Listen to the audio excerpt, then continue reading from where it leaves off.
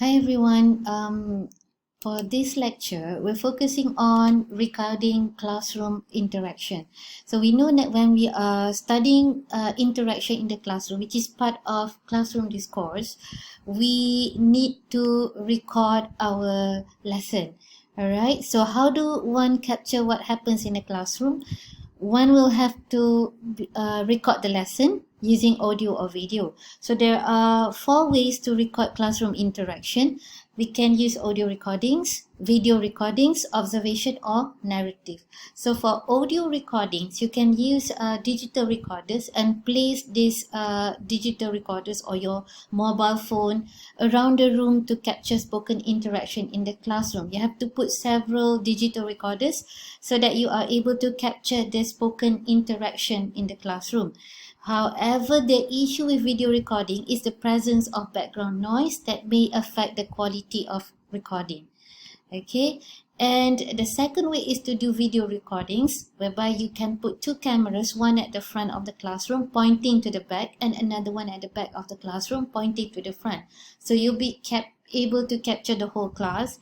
And you can also add digital recorders, the audio recorders, to better capture the spoken interactions. All right, because if you use the camera, you may not be able to get a very good quality of the spoken interaction. However, the main disadvantage with the use of video is that it can be quite intrusive and result in unusual or unexpected behavior by students and teachers. You know, when people are being recorded, they don't act their usual way. So this is one of the disadvantages. They feel they are being recorded, so they don't act the way they used to act. All right. Okay, other than that, observation can also be used to record what happened in the classroom. So as an observer, you would usually use an observation schedule. So when you observe the classroom, you already have a schedule, an observation schedule.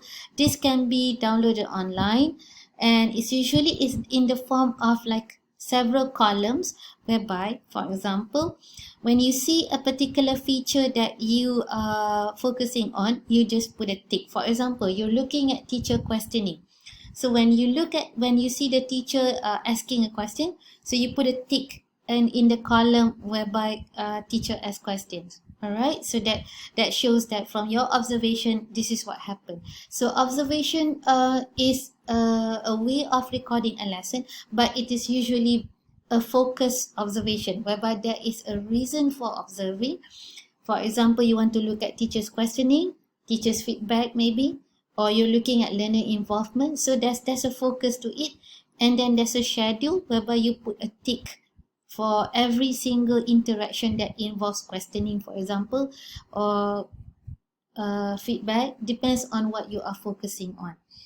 And finally, narrative approach. A narrative approach is whereby an observer writes a descriptive account of the lesson as a narrative.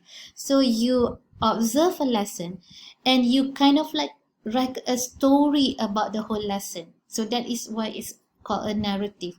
So the difficulty of this approach is that for you to write every single detail that occurs in the classroom, because if you are focusing on this approach, you have to record everything. So this is an issue.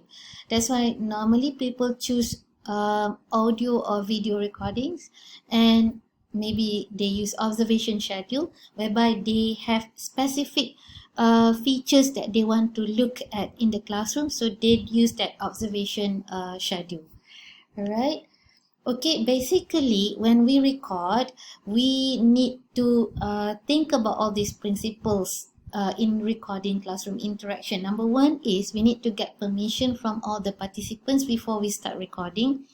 Other than that, we need to make sure that the sound quality is the best quality of recordings, all right, because you're focusing on spoken interaction.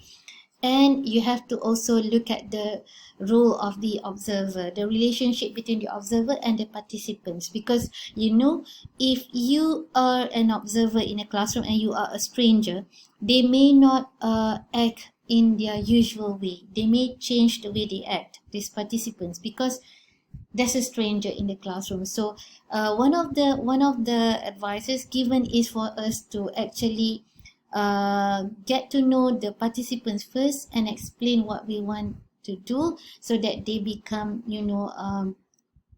more familiar with us, and it's not so much of being an intruder to them or a stranger to them.